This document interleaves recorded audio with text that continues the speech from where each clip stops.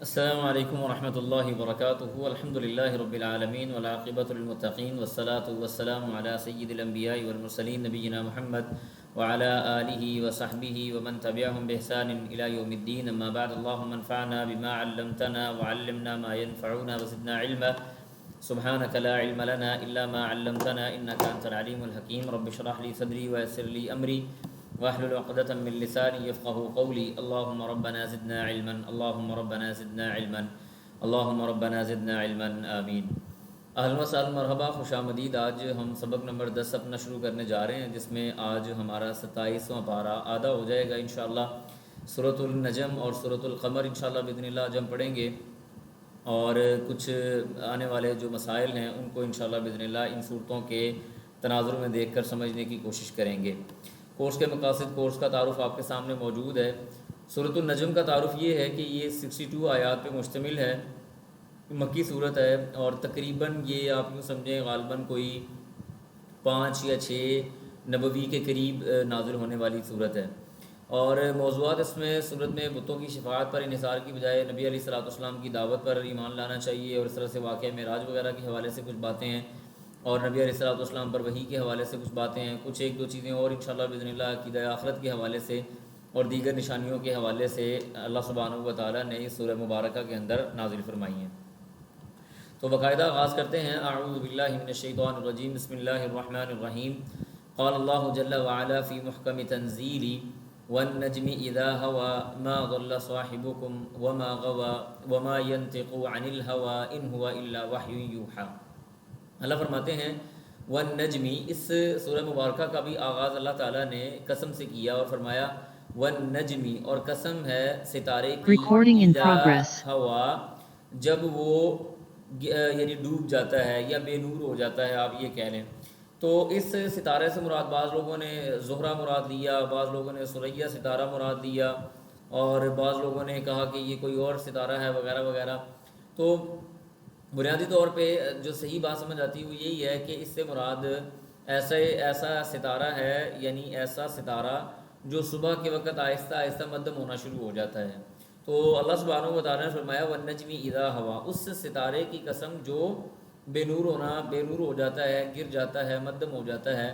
اور قسم اٹھانے کے بعد کیا فرمایا؟ ما ضل صاحبکم وما غوا، ما ضل، نہیں ہے گمراہ، صاحبکم، تمہارا ساتھی، یعنی یہ نبی علیہ الصلوۃ والسلام کوئی گمراہ شخص نہیں ہے، نعوذ باللہ، وما غوا، اور نہ ہی یہ کوئی بہکے ہوئے آدمی ہے، یعنی ایسا آدمی بھی نہیں ہے جو بے ہوش ہو یا مدہوش ہو یا اپنی مرضی کے مطابق معاملات کر رہا ہو یا اپنے نفس کو آگے لے کے آنے والا ہو۔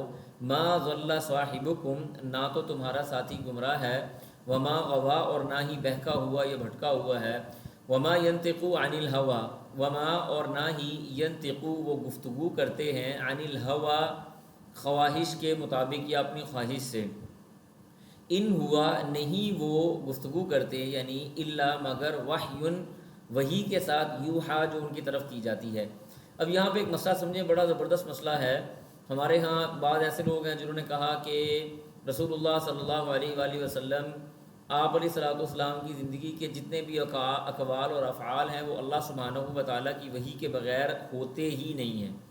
کچھ لوگوں نے کہا کہ نہیں، نبی علیہ الصلوۃ والسلام یہاں پہ یہ مراد نہیں ہے کہ وہ بولتے نہیں، جی وہ اپنی مرضی سے بولتے ہیں اور فلاں کرتے ہیں فلاں کرتے ہیں۔ اور بعض لوگوں نے یہاں پہ انکار حدیث بھی کر دیا، انہوں نے کہا جی اچھا، اگر اپنی مرضی سے کچھ بھی نہیں بولتے تو گھر کے معاملات، دیگر معاملات، فلاں چیز، یہ جتنے بھی امور ہیں، کیا اللہ کے رسول ان میں اپنی مرضی کرتے ہی نہیں ہیں؟ تو لہٰذا یہ بات سمجھ نہیں آتی، اور آہستہ آہستہ انہوں نے انکار حدیث کر دیا۔ میں صرف اختصار کے ساتھ 2-3 باتیں آپ کو بتا دیتا ہوں۔ رسول اللہ صلی اللہ، اس معاملے کے اندر بڑا سمجھنے سوچنے کی ضرورت ہے کہ آیا واقعی رسول اللہ صلی اللہ علیہ وآلہ وسلم اپنی مرضی سے کچھ نہیں بولتے اور کسی بھی معاملے میں نہیں بولتے؟ کیا ہر چیز وحی کے ذریعے ہی بتائی جاتی ہے؟ تو اس چیز کو ہم 4 حصوں میں تقسیم کر سکتے ہیں، یعنی نبی علیہ الصلوۃ والسلام کی زندگی اگر ہم نکالیں تو آپ علیہ الصلوۃ والسلام کی زندگی ہمارے پاس 4 حصوں میں تقسیم ہوتی ہے۔ نمبر 1 ہے تشریعی امور، یعنی شریعت کے امور۔ اللہ سبحانہ و تعالیٰ کے رسول صلی اللہ علیہ وسلم شریعت کے جتنے بھی امور ہیں وہ اپنی مرضی سے نہیں بولتے۔ جیسے مثال کے طور پہ اللہ تعالیٰ نے قرآن مجید میں فرمایا اقیموا الصلاۃ وآتوا الزکوٰۃ، نماز قائم کرو اور زکوٰۃ دو۔ اب نماز قائم کب کرنی ہے، کتنی کرنی ہے، فجر کی 2 ہیں، ظہر کی 4 ہیں، عصر کی 4 ہیں، مغرب کی 3 ہیں، عشاء کی 4 ہیں، یہ فرائض ہیں، یہ کب کب پڑھنے ہیں قرآن مجید میں شاید اس کی تفصیل نہیں آئی۔ اللہ سبحانہ اور کس طرح سے نماز ادا کی جائے گی، اس سے پہلے وضو کیسے کیا جائے گا، اس سے پہلے ہمارے معاملات کیسے ہوں گے، ہماری طہارت کس طرح سے ہوگی، ہم جگہ کون سی ہونی چاہیے وغیرہ وغیرہ، یا منہ ہمارا قبلہ کی طرف ہونا چاہیے، یہ باتیں تفصیل کے ساتھ رسول اللہ صلی اللہ علیہ وسلم کی حدیث کے اندر آئیں۔ تو احکامات تشریعیہ آگے، زکوٰۃ ادا کرنی ہے تو قرآن میں تو کہیں نہیں آیا کہ زکوٰۃ تم نے 40 بکریوں کے اوپر ایک بکری دینی ہے، یا 5 اونٹنیوں کے اوپر ایک بکری دینی ہے وغیرہ وغیرہ، یا 52 تولے 52.5 تولے چاندی کے اوپر تم نے 2.5% دینا ہے، یا تم نے 7.5 تولے چاندی کے اوپر اتنی زکوٰۃ دینی۔ اللہ نے کہا تو زکوٰۃ دو، وہ کہاں سے ملے گا؟ احکامات تشریعی، یعنی شریعت کے امور کے اعتبار سے رسول اللہ صلی اللہ علیہ وسلم کی حدیث سے ہمیں وہ ملے گا۔ اللہ نے وحی خفی کے ذریعے نبی علیہ الصلوۃ والسلام کو بتایا کہ آپ نے نماز اتنی رکعتیں بتانی ہے، ان اوقات میں بتانا ہے، اور جیسے اللہ نے فرمایا الحج اشہر معلومات، حج کے مہینے معلوم ہے، قرآن مجید میں حج کے مہینے تو نہیں لکھے ہوئے، نبی علیہ الصلوۃ والسلام کو وحی خفی کے ذریعے بتایا گیا کہ حج کے مہینے شوال، ذوالقعدہ، ذوالحجہ کے پہلے 10 دن ہیں، آپ علیہ الصلوۃ والسلام نے بتایا۔ تو احکامات ایک نبی علیہ الصلوۃ والسلام کی زندگی کا پہلو کون سا ہے؟ شریعت کے امور والے معاملات، ان امور کے اندر رسول اللہ صلی اللہ علیہ وسلم اپنی مرضی سے کوئی بھی چیز عمل دخل نہیں کرتے، اللہ کی وحی کے ساتھ معاملات ہوتے ہیں۔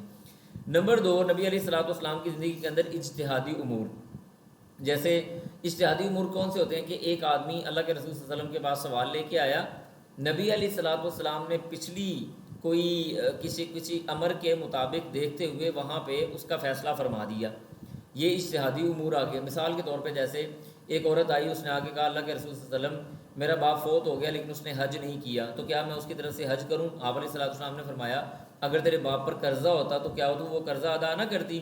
اس نے کہا اللہ کے رسول کیوں نہ کرتی؟ فرمایا تو پھر تو اپنے باپ کی طرف سے حج کر۔ تو یہ اجتہادی امور آ گئے۔ اس کے بعد نبی علیہ الصلوۃ والسلام کی زندگی کو اگر تقسیم کرے تو تیسرا حصہ بول جاتا ہے ذاتی امور، یعنی نبی علیہ الصلوۃ والسلام کی اپنی طبعی امور آپ کہہ لیں۔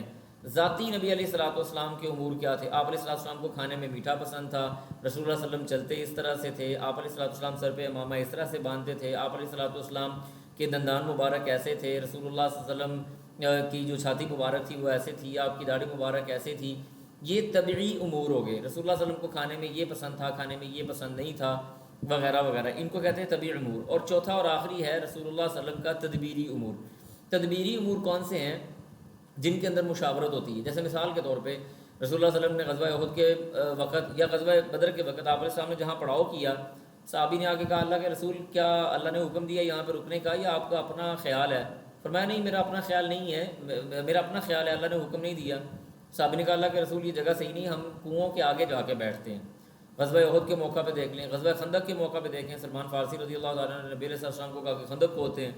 تو یہ ہے تدبیری امور، تدبیر کے وقت صحابہ سے مشورہ کر کے اللہ کے رسول نے عمل کر لیا۔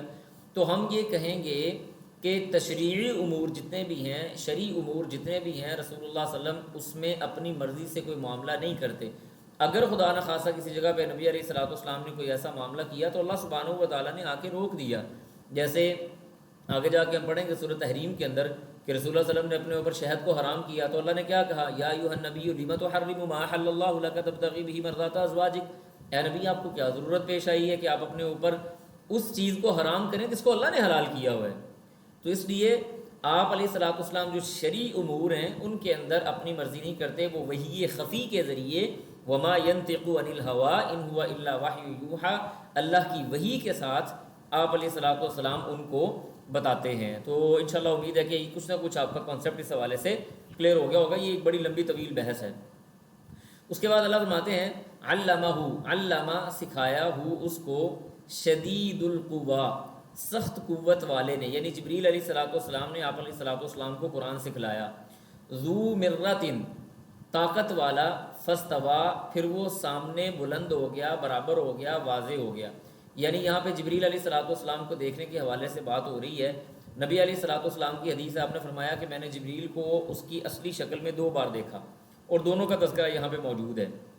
ایک بار دیکھا جب وہی، جیسے جابر بن عبداللہ رضی اللہ تعالیٰ عنہ کی حدیث آتی ہے، آپ نے فرمایا کہ نبی صلی اللہ علیہ وسلم فرماتے تھے جب وحی کا سلسلہ بند ہوا کہ اللہ کے رسول کے پاس پہلی وحی آئی، اس کے بعد دوسری وحی تک کچھ دیر تک 6 مہینے تک غالباً وحی بند رہی، جس کو فترۃ الوحی کہا جاتا ہے اس پیریڈ کو۔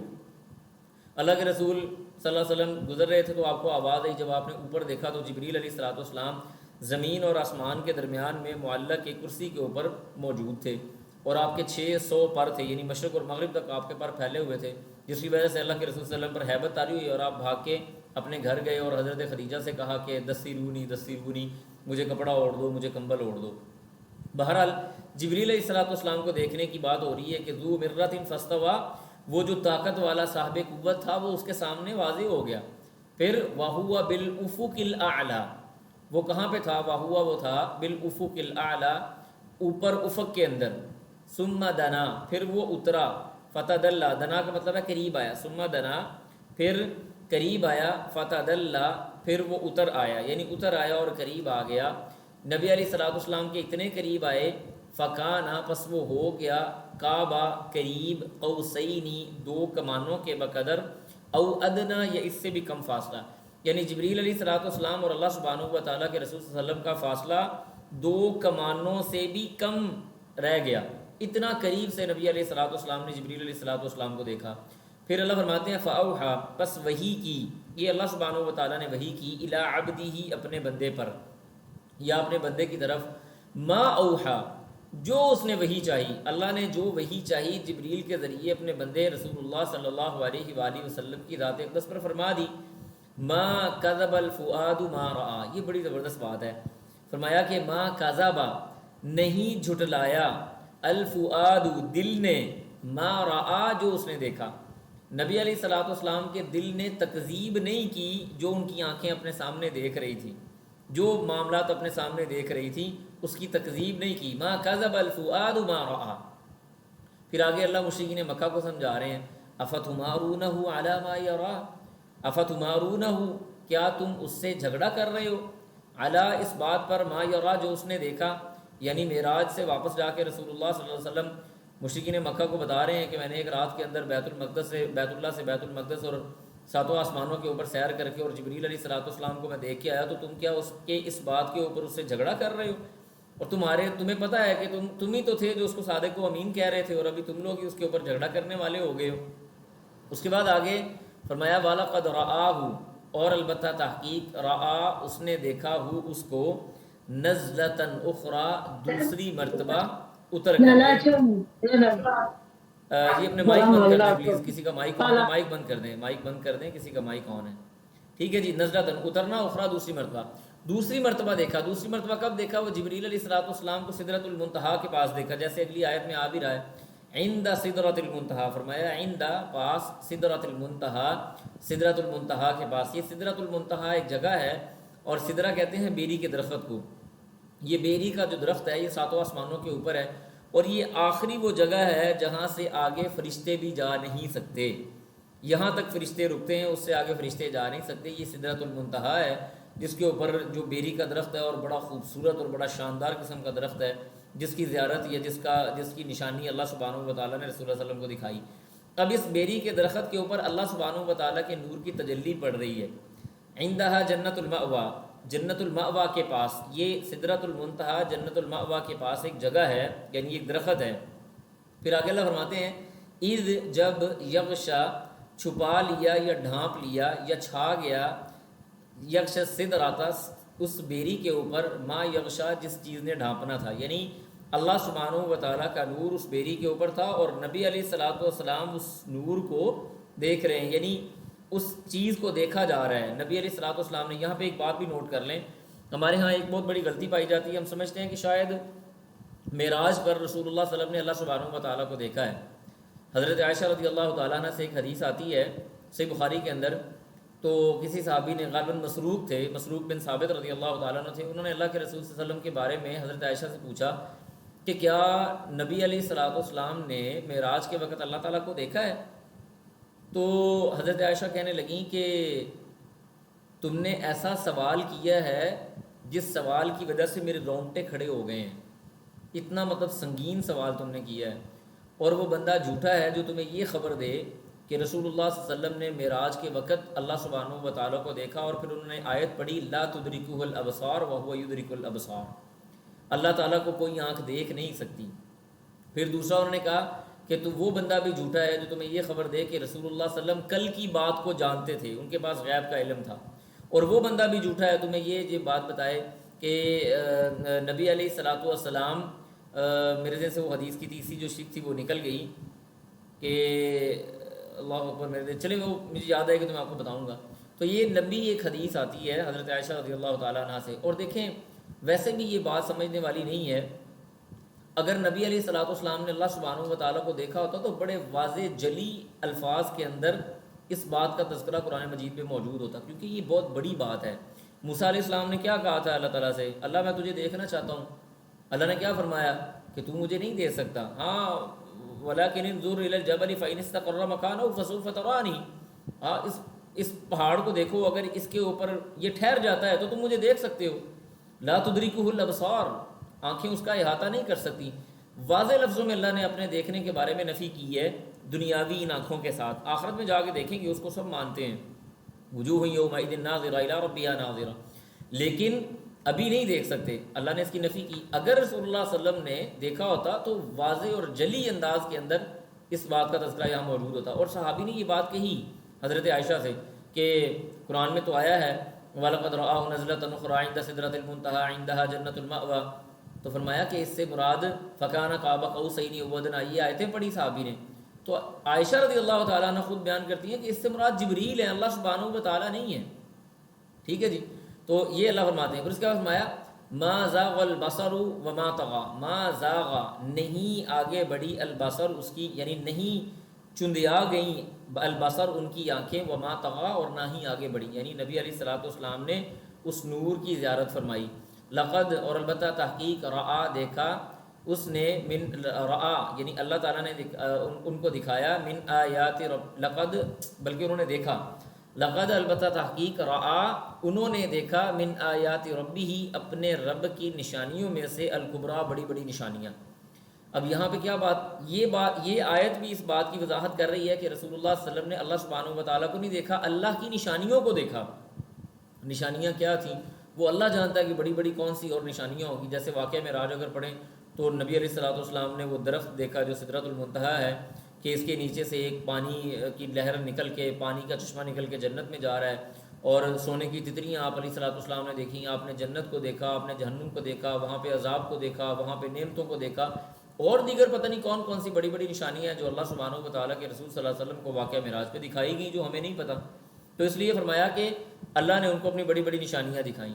اس کے بعد آگے ان نشانیوں کے بعد اللہ تعالیٰ مشرکین مکہ کے جو بت ہیں ان کا نام لے رہے ہیں۔ فرمایا افرأیتم اللات والعزیٰ، کیا پھر آپ نے دیکھا ہے اللات والعزیٰ، لات اور عزیٰ کو۔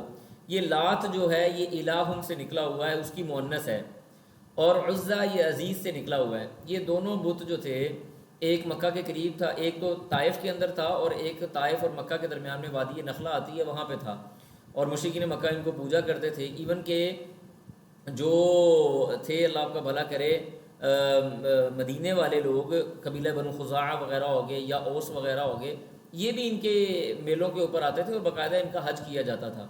تیسرا الہ اللہ نے فرمایا وامانات، منات یہ بھی ان کا الہ تھا۔ الثالثہ الاخری، تیسرا وہ جو منات ہے اس کے بارے میں بھی بات کی۔ پھر فرمایا کہ الکم الذکر ولہ الانثی، مشرکین مکہ اللہ تعالیٰ کے لیے بیٹیاں بناتے تھے اور اپنے لیے بیٹے بناتے تھے۔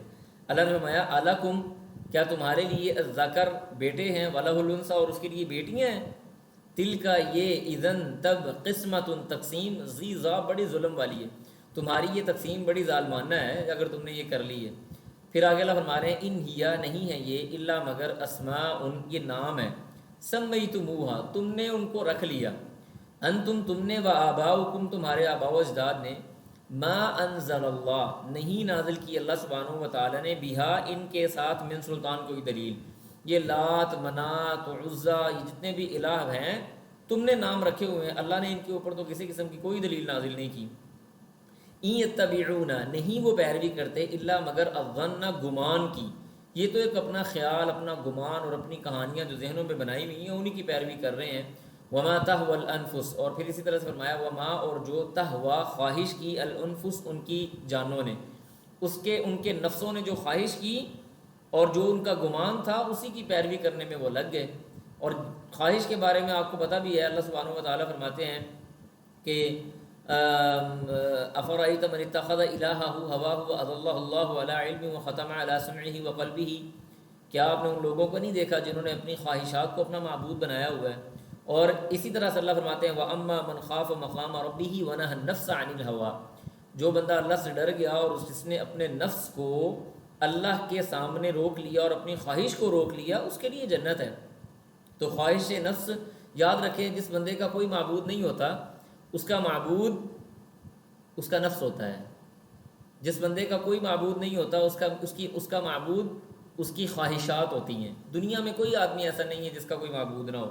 جس نے سارے معبودوں کا انکار کیا اس نے اندر کے معبود کو سجدہ کیا، دیٹس اٹ، بات ختم ہوئی۔ انکار کی وجہ اندر ہے، ٹھیک ہے جی۔ تو اللہ سبحانہ و تعالیٰ فرما رہے ہیں کہ انہوں نے اپنی خواہش نفس کی پیروی کی اور اسی کی پیچھے چل پڑے۔ وَلَقَدْ، اور البتہ تحقیق، جاءہم، آئے ان کے پاس، من ربہم، ان کے رب کی طرف سے، الہدا، ہدایت تو ان کے رب کی طرف سے ان کے پاس آ چکی تھی قرآن کی صورت میں، محمد الرسول اللہ صلی اللہ علیہ وسلم کی شکل میں۔ پھر فرمایا ام، یا کہ للانسانی، انسان کے لیے ہے، ما تمنا، جو اس نے تمنا کی، یعنی انسان کیا یہ سمجھتے ہیں کہ انسان کے لیے جو تمنا وہ کرتا ہے بس وہی ہے اور وہ اس کو مل جائے گی؟ فللہ الآخرۃ والاولی، حقیقت کیا ہے؟ اللہ ہی کے لیے ہے دنیا کی زندگی بھی اور آخرت کی زندگی بھی، آگے اور پیچھے یہ ساری کی ساری زندگیاں یہ صرف اور صرف اللہ سبحانہ و تعالیٰ کے لیے ہیں۔ اس کے بعد آگے اگلے صفحے پہ اللہ فرماتے ہیں وَكَم مِّن مَلَكٍ فِي السَّمَاوَاتِ، وکم، اور کتنے ہی، من ملکن، فرشتے ہیں، فی السماوات، یا آسمانوں میں، لا تغنی، نہیں فائدہ دے گی، شفاعتہم، ان کی سفارش، شیئن، کچھ بھی، الا مگر، من بعد، اس کے بعد، ان یأذن، کہ اجازت دے دے، اللہ سبحانہ و تعالیٰ، لمن یشاء، جس کو چاہے، ویرضی، اور وہ راضی ہو جائے۔ میں شاید آپ کے سامنے پہلے بھی یہ ذکر کر چکا ہوں کہ سفارش کریں گے، نبی علیہ السلام بھی سفارش کریں گے، فرشتے بھی سفارش کریں گے، اللہ کے نیک بندے بھی سفارش کریں گے، حفاظ کرام بھی سفارش کریں گے، شہداء بھی سفارش کریں گے، لیکن سفارش کب ہوگی؟ جب اللہ کی اجازت ہوگی۔ سفارش کی 3 شرطیں میں نے آپ کو لکھوائی ہوئی ہیں، اگر آپ کو یاد ہو میں ویسے ریپیٹ کر دیتا ہوں۔ نمبر 1، جو بندہ سفارش کر رہا ہے اللہ اس سے راضی ہو، اس نے اللہ کے ساتھ شرک نہ کیا ہو۔ نمبر 2، جس کے بارے میں سفارش کی جا رہی ہے اللہ اس سے بھی راضی ہو، یعنی اس نے بھی شرک نہ کیا ہو۔ اور نمبر 3، اللہ سبحانہ و تعالیٰ سفارش کرنے کی اجازت عطا فرما دیں۔ یہ 3 چیزیں اگر پائی جائیں گی تو پھر کیا ہوگا؟ سفارش قابل قبول ہوگی، پھر سفارش کی اہمیت ہوگی۔ اللہ فرماتے ہیں وگرنہ تو فرشتوں کی سفارش بھی کام نہیں آئے گی۔ ان الذین، بے شک وہ لوگ، لا یؤمنون، جو نہیں ایمان رکھتے، بالآخرۃ، آخرت پر، لا یسمون، البتہ وہ نام رکھتے ہیں، الملائکۃ، فرشتوں کے، تسمیۃ الانثی، عورتوں والے ناموں کی طرح، یعنی عورتوں کے نام۔ یہ مشرکین مکہ جو تھے نا، یہ انہوں نے جو دیویاں بنائی ہوئی تھیں، یہ منات، لات اور عزیٰ، یہ مؤنث ہیں سارے، ان سارے مؤنث کو وہ دیویاں سمجھتے تھے، یہ کامیابی کی دیوی ہے، یہ فلاں چیز کی دیوی ہے، یہ فلاں چیز کی دیوی ہے۔ ایسے ہی انہوں نے فرشتوں کو بھی نام دیے ہوئے تھے، فرشتوں کو بھی وہ دیویاں بنائی ہوئی تھیں۔ تو اللہ نے پہلے انکار کر دیا کہ جن کو تم دیویاں بنا کے پوج رہے ہو، تو تمہیں اگر یہ لگتا ہے کہ یہ فرشتے تمہاری سفارش کریں گے تو کوئی فائدہ ہو جائے گا، تو ایسے نہیں ہونے والا۔ سفارش کا فائدہ کس کو ہوگا؟ جس کو اللہ چاہے گا اور جس کے بارے میں اللہ تعالیٰ اجازت عطا فرمائے گا، لہٰذا اس غلط فہمی سے بھی نکل جاؤ۔ اس کے بعد فرمایا وما، اور نہیں ہے، لہم، ان کے لیے، بھی، اس کے ساتھ، من علم، کوئی علم، انہیں اس بات کا کوئی علم بھی نہیں ہے، کوئی ان کے پاس لکھا ہوا دیوان موجود نہیں ہے، کوئی اللہ کا کلام موجود نہیں ہے، کوئی رب رحمان کی طرف سے کوئی اتھینٹسٹی موجود نہیں ہے۔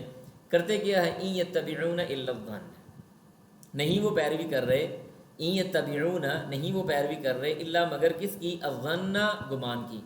وَإِنَّ الظَّنَّ، اللہ فرماتے ہیں وَإِنَّ، اور بے شک، الظَّنَّ، جو گمان ہے، لا یغنی، وہ نہیں فائدہ دیتا، من الحق، حق سے، شیئن، کچھ بھی۔ گمان انسان کو فائدہ نہیں دیتا، یہ اس کی غلط فہمی ہے کہ گمان شاید اس کو کوئی فائدہ دے۔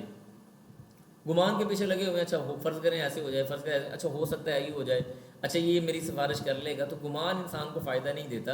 اللہ سبحانہ و تعالیٰ نے اس کی نفی فرمائی۔ پھر فرمایا فَأَعْرِضْ، اب رسول اللہ صلی اللہ علیہ وسلم کو حکم ہو رہا ہے، فَأَعْرِضْ، بس آپ اعراض کریں یا چھوڑ دیں ان کو، عمن اس کو، تولا جس نے منہ پھیر لیا۔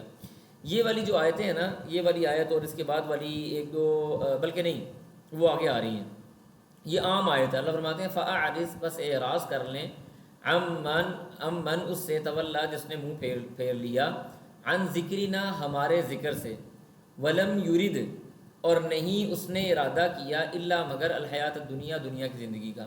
جو بندہ اللہ کی یاد سے غافل ہو جائے، رسول اللہ صلی اللہ علیہ وسلم کے کلام سے، نبی علیہ الصلوۃ والسلام کے فرمان سے غافل ہو جائے، قرآن مجید اور اللہ کے کلام سے غافل ہو جائے، نصیحت اس کو کوئی فائدہ نہ دے اور اس کا مقصد صرف دنیا رہ جائے، تو فرمایا ایسے آدمی کو چھوڑ دو، فَأَعْرِضْ منہ موڑ لیں اس سے، عمن تولا جو ہم سے منہ موڑ کے چلا گیا۔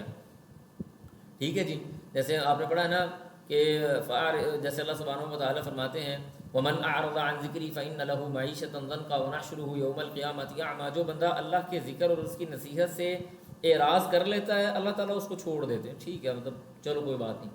وَمَنْ أَظْلَمُ مِمَّنْ ذُكِّرَ بِآيَاتِ رَبِّهِ ثُمَّ أَعْرَضَ عَنْهَا إِنَّا مِنَ الْمُجْرِمِينَ مُنْتَقِمُونَ، اس بندے سے بڑھ کر ظالم کون ہوگا جس کے سامنے اللہ کی بات کی جائے، رسول اللہ صلی اللہ علیہ وسلم کی بات کی جائے، نبی علیہ الصلوۃ والسلام کے فرمان کو رکھا جائے، آپ علیہ الصلوۃ والسلام کی سنت کو رکھا جائے اور وہ اس سے منہ موڑ کے چلا جائے۔ فرمایا یہ ایسے مجرم ہیں، ہم ان سے انتقام لیں گے، انا من المجرمین منتقمون۔ پھر آگے اللہ کہتے ہیں ذالک، یہ کہ دنیا کی زندگی سب کچھ ہے، ذالک یہ، مبلغہم پہنچا ہے ان کو، من العلم ان کے علم سے، ان کے علم نے ان کو اتنا ہی بتایا کہ تم یہ دنیا کی زندگی میں کامیاب ہو جاؤ، مال کما لو، آخرت کسی نے نہیں دیکھی، یہ ان کے علم نے ان کو دیا۔ اور ایسا علم جو انسان کو مادیت کی طرف لے جائے، دین کی طرف سے نکال لے اور اس کے اندر سے خیر کو نکال لے، قیامت کے دن کو نکال لے، وہ علم بہت بڑا وبال ہے انسان کے لیے۔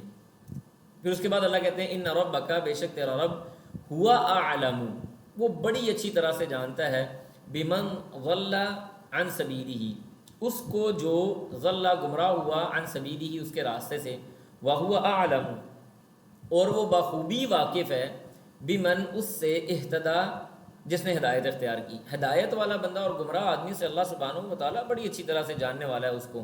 پھر فرمایا وللہ اور اللہ ہی کے لیے ہے، ما فی السماوات جو کچھ آسمانوں میں ہے، وما فی الارض اور جو کچھ زمینوں میں ہے، لیجزی الذین تاکہ جزا دے یا بدلہ دے اللہ سبحانہ و تعالیٰ ان لوگوں کو، اساءوا جنہوں نے برے کیے، بما اس چیز کے ساتھ، عاملوا عمل جنہوں نے برے عمل دنیا کے اندر کیے، اللہ قیامت کے دن ان کو بدلہ دے گا، وَيَجْزِيَ اور وہ بدلہ دے گا، الذین ان لوگوں کو، احسنوا جنہوں نے نیکی کی، الحسنى اچھا ان کو بدلہ دیا جائے گا۔ برائی کرنے والوں کو برا بدلہ، اچھائی کرنے والوں کو اچھا بدلہ۔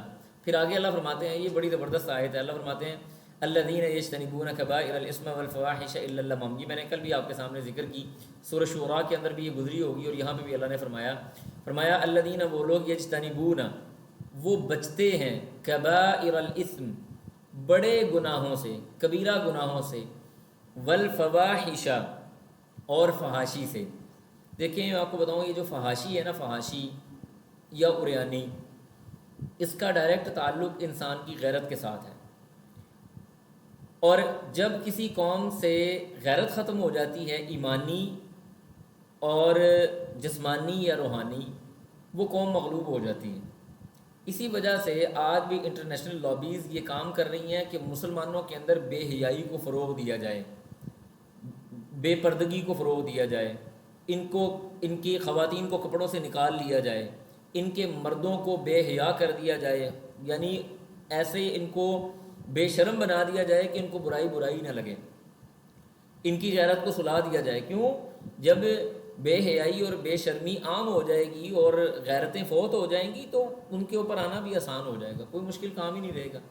لہٰذا یہ باقاعدہ بے حیائی کو پروموٹ کیا جا رہا ہے، عورت مارچ کے نام سے، فیمنزم آپ کے سامنے آج کل سپیڈ کام کر رہا ہے، یہ انٹرنیشنل لابیز کام کر رہی ہیں، عورت کو آزادی دو۔ بھائی عورت کو کسی نے کوئی قید کیا ہوا ہے؟ عورت آزاد ہے۔ اور جن کو یہ آئیڈیل بنا کے پھر رہے ہیں، مغرب کی عورت مشرق کی عورت کو آئیڈیل سمجھتی ہے کہ وہ گھر میں بیٹھی ہوئی ہے، عیاشی میں ہے، وہ چاہتی ہے کہ وہ بچے پیدا کرے، وہ چاہتی ہے کہ وہ گھر کے کام کرے، جو مغرب کی عورت ہے۔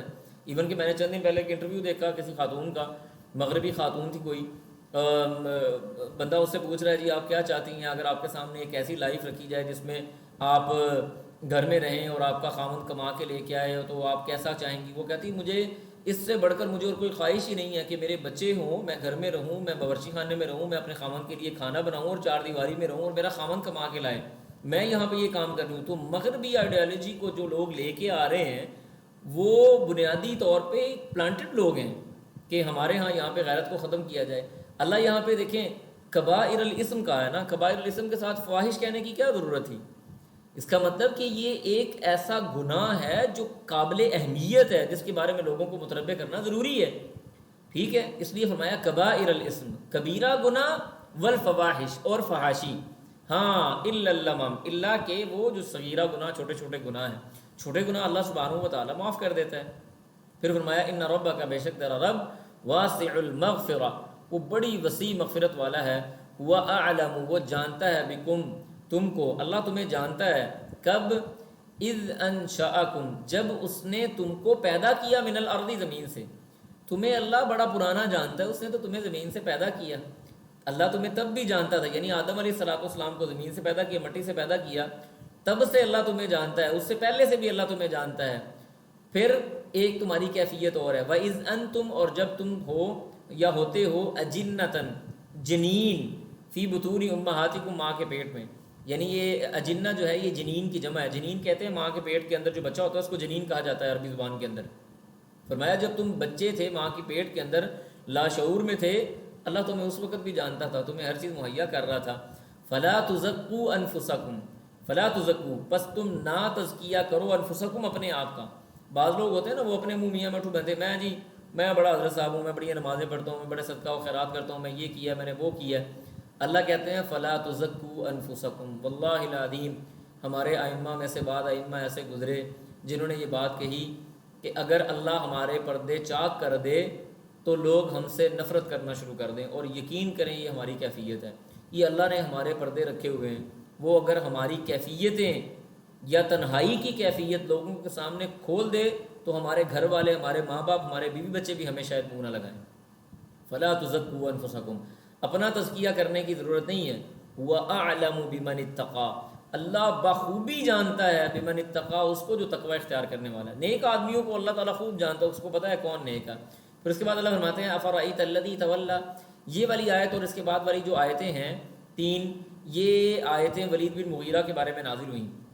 ولید بن مغیرہ رسول اللہ صلی اللہ علیہ وسلم پر ایمان لے آیا تھا، لیکن اس کا دوست آیا، اس کو کہنے لگا یار تیرا دماغ ٹھیک ہے، تو کیوں قیامت کے بارے میں سوچ رہا ہے؟ اچھا چل اگر قیامت قائم ہو جائے گی نا تو تیرا بوجھ میں اٹھا لوں گا، تیرے گناہ میں اٹھا لوں گا، لہذا تو قیامت کو چھوڑ دے۔ ولید بن مغیرہ یہ پھر گیا، اس نے اسلام کو چھوڑ دیا، حالانکہ یہ ابو جہل سے زیادہ فصیح آدمی تھا، سمجھدار آدمی تھا، اور ابو جہل سے پہلے یہ قریش کا سردار تھا۔ اس نے چھوڑ دیا، اپنے دوست کی طرف چلا گیا، اور اس کے دوست نے کہا کہ تمہارے جو گناہ میں اٹھاؤں گا نا اس کا تم مجھے دنیا میں کوئی فائدہ دے دو، کچھ مال دے دو۔ اس کے بارے میں آگے اللہ نے فرمایا وَأَعْطَى، اور اس نے دیا، قلیلاً، تھوڑا سا، وَأَكْدَى، اور پھر وہ رک گیا، تھوڑا سا مال دیا اور بعد میں اس نے روک دیا۔ اسی ولید بن مغیرہ کے بارے میں سورۃ الفرقان میں بھی اللہ نے فرمایا کہ یا ویلتیٰ لیتنی لم اتخذ فلانا خلیلا، بعض لوگ قیامت کے دن آئیں گے اور اپنی انگلیاں چبا رہے ہوں گے اور کہہ رہے ہوں گے کاش میں فلاں آدمی کو اپنا دوست نہ بناتا۔ تو اللہ آگے جواب دے رہے ہیں اعندہ علم الغیب، اعندہ، کیا اس کے پاس ہے علم الغیب، غیب کا علم، فہو یرا، گویا کہ اس نے دیکھ لیا ہو، کیا اس کے پاس غیب کا علم ہے کہ قیامت کے دن یہ سارے معاملات ہو جائیں گے اور میں اس طرح سے اس کی جان چھڑوا لوں گا؟ ایسا نہیں ہے۔ ام لم ینبأ، کیا نہیں خبر دی اس کو، بما، اس چیز کے ساتھ، فی صحف موسیٰ، جو موسیٰ علیہ السلام کے صحف میں تھا، و ابراہیم، اور ابراہیم علیہ السلام کے صحیفے میں تھا، الذی، وہ ابراہیم، وفا، جو با وفا تھے اور اپنے ہر کام کو پورا کرنے والے تھے، جنہوں نے وفا کو پورا کیا، رسالت کا حق ادا کیا، اللہ کی اطاعت کا حق ادا کیا۔ و ابراہیم الذی وفا، ابراہیم علیہ السلام کے مصحف، اور صحف ابراہیم و موسیٰ و سورۃ الاعلیٰ کے اندر بھی آتا ہے۔ تو نبی علیہ السلام یعنی موسیٰ علیہ السلام اور ابراہیم علیہ السلام کو اللہ سبحانہ و تعالیٰ نے صحیفے بھی عطا کیے۔ پھر آگے یاد رکھیں سزا و جزا کے قانون کے اندر دو بنیادی چیزیں ہیں، ان کو نوٹ کر لیں بے شک اپنے پاس۔ سزا اور جزا کے حوالے سے دو بنیادی چیزیں ہیں۔ نمبر ایک، کوئی انسان کسی دوسرے انسان کا بوجھ نہیں اٹھائے گا، ایسے نہیں ہوگا کہ میں کہوں کہ ابا جی کا بوجھ میرے اوپر ڈال دیں یا میرا بوجھ ابا جی پہ ڈال دیں، نہیں، ایسے نہیں ہوگا۔ ہر بندے کو اسی کے مطابق سزا، یعنی اس کا وزن وہی اٹھائے گا، نمبر ایک۔ نمبر دو، ایسے نہیں ہوگا کہ کسی آدمی نے کام تھوڑا کیا اور اس کو سزا زیادہ دے دی گئی ہو، ایسے بھی نہیں ہوگا۔ سزا جزا اس کے اعمال کے، یعنی سزا اس کے عمل کے بقدر، اور اسی طرح سے جو بندہ کام کرے گا اس کا وزن بھی وہی اٹھائے گا۔ اللہ فرماتے ہیں اللہ تعذروا، اللہ یہ کہ تعذروا، اللہ تعذروا کہ نہیں اٹھائے گا، وازرۃ بوجھ، وزر اخرى کسی دوسرے کا بوجھ، کوئی انسان کسی دوسرے کا بوجھ نہیں اٹھائے گا۔ وَأَن لَيْسَ اور نہیں ہے للانسانی لوگوں کے لیے، الا مگر ما سعى جو انہوں نے کوشش کی، جو انسان نے جس نے کوشش کی اس کے لیے وہی ہے، جس نے اچھی کوشش کی اس کو اچھا فائدہ ہے، جس نے بری کوشش کی اس کے لیے بری چیز ہے۔ اس کے بعد اللہ فرماتے ہیں وَأَنَّ اور یہ کہ سعیہ اس کی جو کوشش ہے، سوف یرا ان قریب وہ دیکھی جائے گی، وہ اس کو ناپا جائے گا، اس کو تولا جائے گا۔ ثم پھر یجزاہ الجزاء الاوفی، پوری جزا اور پورا بدلہ انسان کو دیا جائے گا۔ ثم پھر یجزاہ وہ جزا دیا جائے گا، الجزاء بدلہ، الاوفا پورا اس کو بدلہ دیا جائے گا جو بھی اس نے کیا، اچھا کیا برا کیا۔ ان احسنتم احسنتم لانفسکم وان اسأتم فلھا۔ اس کے بعد فرمایا وَأَنَّ اور یہ کہ الی ربک تیرے رب کی طرف، المنتہا وہ پہنچنا ہے، انتہا ہونا ہے۔ وَأَنَّهُ اور وہی ہے، ہوا وہ اضحک کہ وہ تم کو ہنساتا، اس نے جس نے تم کو ہنسایا، وابقا اور جو تم کو رلایا، جس نے تم کو رلایا۔ اللہ ہی وہ ذات ہے جو انسان کو ہنساتا بھی ہے اور اس کو رلاتا بھی ہے۔ وَأَنَّهُ اور یہ کہ وہ ہوا وہی ہے، اماتا جو مارنے والا ہے، وَأَحْيَا اور زندگی دینے والا ہے۔ وَأَنَّهُ اور یہ کہ وہی ہے، خلق الزوجین جس نے جوڑے پیدا کیے، الذکر مذکر والانثى اور عورتیں، میل اور فیمیل کے اعتبار سے اس نے جوڑے پیدا کیے۔ کیسے؟ من نطفۃ اذا تمنى، انسان کی اصل حقیقت کی طرف اللہ سبحانہ و تعالیٰ نے یہاں پہ توجہ دلائی ہے کہ انسان کا اصل میں تعارف ہے کیا؟ من نطفۃ، نطفے سے، یعنی نطفے سے مراد وہ مادہ منویہ ہے۔ من نطفۃ نطفے سے، اذا تمنى جب وہ بہایا جاتا ہے، یعنی بہانے سے مراد کیا ہے کہ وہ جو نطفہ ہے وہ رحم مادر کے اندر ٹپکتا ہے۔ آپ بھی جانتے ہیں، میں بھی جانتا ہوں کہ رحم مادر کے اندر وہ نطفہ، وہ مادہ منویہ داخل ہوتا ہے اور اس سے انسان کی تخلیق آگے ہوتی ہے۔ فرمایا اللہ تعالیٰ نے کہ ہم نے مرد اور عورت کو پیدا کیا اور ان کے ساتھ یہ معاملات ہم نے کیے۔ وَأَنَّ اور یہ کہ علیہ اسی پر ہے، النشأۃ الأخریٰ دوسری نشاط ثانیہ، دوسری بار پیدا کرنا، دوسری بار اٹھانا۔ انسان جب کچھ نہیں تھا تو اس نے پیدا کر لیا، اب سب کچھ ہے، مر کے مٹی میں ہی جانا ہے، تو دوبارہ پیدا کرنا اس کے لیے کون سا مشکل ہے۔ وَأَنَّهُ اور یہ کہ ہوا وہ اغنا وہی ہے جو غنی کرنے والا ہے، یعنی مال کی فراوانی کرنے والا ہے۔ وَأَقْنَى اور وہی ہے جو انسان کو مفلس کر دینے والا ہے۔ اللہ یبسط الرزق لمن یشاء ویقدر، رزق کی تقسیم اللہ کے ہاتھ میں ہے۔ آپ یقین کریں بعض ایسے بندے ہوں گے، آپ کے تجربے میں شاید یہ بات آئی بھی ہوگی، بعض ایسے بندے ہوتے ہیں جو بڑی محنت کرتے ہیں، صبح شام دن رات لگاتار، لیکن ہاتھ میں کچھ نہیں ہوتا، خالی، نہیں مل رہا۔ کس نے روکا ہوا ہے رزق کو؟ پھر بعض ایسے لوگ ہوتے ہیں جنہوں نے بڑی تھوڑی سی محنت کی ہوتی ہے، بڑی تھوڑی سی محنت، اور جیک لگتا ہے ان کا، اور اللہ ان کے پاس مال کی فراوانی کر دیتا ہے۔ کون ہے جو یبسط الرزق کر رہا ہے؟ کون ہے جو اغنا کر رہا ہے؟ کون ہے جو اقنا کر رہا ہے؟ اللہ سبحانہ و تعالی۔ اس کے بعد فرمایا وَأَنَّهُ اور یہ کہ ہوا وہ رب الشعراء، شعراء کا رب ہے۔ شعراء یہ ایک ستارے، یہ سیارے کا نام ہے، ٹھیک ہے جی۔ اللہ جو ہے وہ شعراء ستارے کا بھی مالک ہے۔ عرب کے جو بعض لوگ تھے انہوں نے بعض ستاروں کو بھی پوجنا شروع کیا ہوتا، ان میں سے ایک ستارہ یہ بھی تھا۔ تو اللہ نے بطور دلیل یہاں پہ یہ بات فرمائی کہ جس ستارے یا سیارے کو تم پوج رہے ہو اس کا بھی مالک میں ہی ہوں، کوئی اور اس کا مالک نہیں ہے۔ وَأَنَّهُ اور یہ کہ اہلک اس نے ہلاک کیا، عادًا الاولیٰ قوم عاد جو اولاً قوم عاد تھی اس کو، وثمود اور قوم سمود کو، فما ابقا بس ان میں سے کچھ بھی باقی نہیں ہے، کوئی بھی چیز اس میں باقی نہیں رہی جس کو اس نے ختم کر دیا ہو، کوئی چیز باقی نہیں چھوڑی۔ وقوم نوح اور نوح کی قوم کو، من قبل اس سے پہلے، انہم بے شک وہ کانو تھے، ہم اظلم بہت زیادہ ظلم کرنے والے، واطغا اور بہت زیادہ حد سے تجاوز کرنے والے۔ اللہ نے ان کو ختم کر دیا، ان کو مکمل طور پہ تباہ و برباد کر دیا۔ والمؤتفکۃ اور اللہ سبحانہ و تعالیٰ نے اوندھی گرنے، والمؤتفکۃ اہوا مؤتفقہ کہتے ہیں یعنی اوندی کی جانے والی بستی، یعنی قوم لوط کی بستی، احوا اور ان کو اوپر نیچے دے مارا، یعنی اللہ سبحانہ و تعالیٰ نے وہ جو بستی تھی اس کو اوندا کیا اور اس کو اوپر نیچے کر دیا، یعنی تہ و تیغ کر دینا۔ فغشاہا، اس کے بعد اللہ فرماتے ہیں فغشاہا، بس ڈھانپ لیا اس کو، ما غشا، جس چیز نے ڈھانپا۔ فبأي آلاء ربك تتمارا، فبأي آلاء، پس تم اپنے رب کی کون کون سی نعمتوں کے حوالے سے تتمارا، آپس میں شک کر رہے ہو، تم اللہ کی کون کون سی نعمتوں کے حوالے سے شک کر رہے ہو۔ ھذا نذیر، یہ تو ڈرانا ہے، من النذر الاولی، پہلے ڈرانے والوں کی طرح، یعنی جیسے پہلے ڈرایا گیا یا ڈرانے والی چیز تھی، اسی طرح سے یہ دوبارہ تمہارے پاس ڈرایا جانا ہے۔ اس کے بعد اللہ فرماتے ہیں آزفۃ الآزفہ، آزفہ کا مطلب ہے نزدیک آنے والی۔ قیامت کے جو نام ہیں ان میں سے ایک نام آزفہ بھی ہے، قیامت کے ایک نام کو آزفہ بھی کہا جاتا ہے۔ فرمایا آزفۃ الآزفہ، قریب آنے والی، قریب آ جائے گی۔ لیسا، نہیں ہے، لہا، اس کے لیے، من دون اللہ، اللہ کے علاوہ، کاشفۃ، کوئی روکنے والا یا ہٹانے والا، اللہ کے علاوہ اس کو ہٹانے والا کوئی نہیں ہے۔ افمن ھذا الحدیث تعجبون، اللہ کہتے ہیں کیا آفا من ھذا الحدیث، کیا یہ ایسی باتوں میں سے ہے، تعجبون، جس پر تم تعجب کرتے ہو، یہ کیا ایسی بات ہے جس پر تم تعجب کر رہے ہو، وتضحکون، اور تم ہنس رہے ہو اور مذاق کر رہے ہو، ولا تبکون، اور تم رو نہیں رہے، وانتم سامدون، اور تم کیسے ہو کہ تم سامدون بن چکے ہو، کیسے کہ گانا بجانے والے اور غفلت میں پڑے رہنے والے لوگ، کیا تم ایسے ہو؟ فسجدو، پس سجدہ کرو، للہ، اللہ کے لیے، وعبدوہ، اور اس کی عبادت کرو، وعبدوہ، اور اسی کی عبادت کرو، اللہ کے لیے سجدہ کرو اور عبادت کرو۔ یہ جو آیتیں ہیں، یہ جب آیات نازل ہوئیں، یعنی یہ سورۃ نجم جو ہے نا، میں آپ کو بتا دیتا ہوں، سورہ نجم یہ وہ پہلی سورت ہے جس کے اندر سجدہ تلاوت نازل ہوا۔ جب یہ سورت، اللہ کے رسول صلی اللہ علیہ وسلم بیت اللہ کے اندر یہ سورت پڑھ رہے تھے، اور آپ علیہ السلام جب اس آیت پہ پہنچے نا، فسجدو للہ وعبدو، اللہ کے لیے سجدہ کرو، عبادت کرو، تو سارے مشرکین مکہ سجدے میں گر گئے۔ اب یہ پہلی ہجرت حبشہ ہو چکی تھی اس وقت، یہ بات پورے عرب میں، جو جزیرہ نما عرب تھا وہاں پہ مکہ وغیرہ میں پھیل گئی کہ مشرکین مکہ اور پورا مکہ مسلمان ہو گیا، کیونکہ لوگ سارے سجدے میں چلے گئے تھے، ایون مشرکین مکہ کے بڑے بڑے سردار بھی چلے گئے تھے۔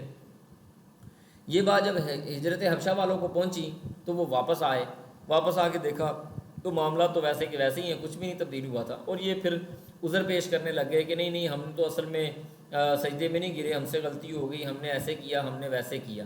ٹھیک ہے جی، تو اس حوالے سے یعنی یہ جو سورت تھی یہ بڑی اہمیت کی حامل ہے۔